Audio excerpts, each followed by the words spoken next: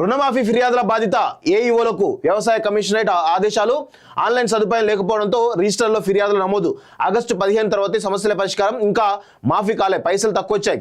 ఆదిలాబాద్ జిల్లాలో రైతుల ఫిర్యాదులు అంటూ చూస్తూ ఉన్నాం. సో చాలా రకాల టెక్నికల్ ప్రాబ్లమ్స్ వస్తూ ఉన్నాయి.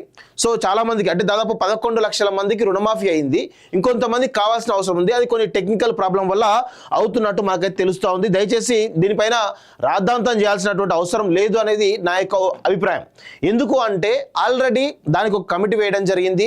ఆల్రెడీ దానికి కొంతమంది ఇన్ఛార్జ్లు ఉండడం జరిగింది. ఆల్రెడీ నిన్న చెప్పడం జరిగింది రుణమాఫీ బాధ్యత ఏఈఓలదే. సో ఏఈఓలు ఉన్నారు కాబట్టి దయచేసి మీరు ఎవరికైతే రుణమాఫీ రాలేదో వాళ్ళందరూ కూడా ఏఈఓల దగ్గరికి వెళ్తే వాళ్ళు ఖచ్చితంగా మీకు న్యాయం చేసేటువంటి పరిస్థితి ఉంటుంది. ప్రభుత్వం సిద్ధంగా ఉంది. ఎందుకంటే ఇంత లార్జ్ లెవెల్లో రుణమాఫీ చేస్తున్నప్పుడు ఎక్కడో ఒక దగ్గర చిన్న చిన్న టెక్నికల్ ప్రాబ్లమ్స్ వచ్చేటువంటి అవకాశం ఉంటుంది. కాబట్టి దయచేసి అర్థం చేసుకోవాల్సిందిగా నేనైతే కోరుతా ఉన్నాను. జూన్లో జాబ్ మేళా, ఏటా ఆ నెల నోటిఫికేషన్లు, డిసెంబర్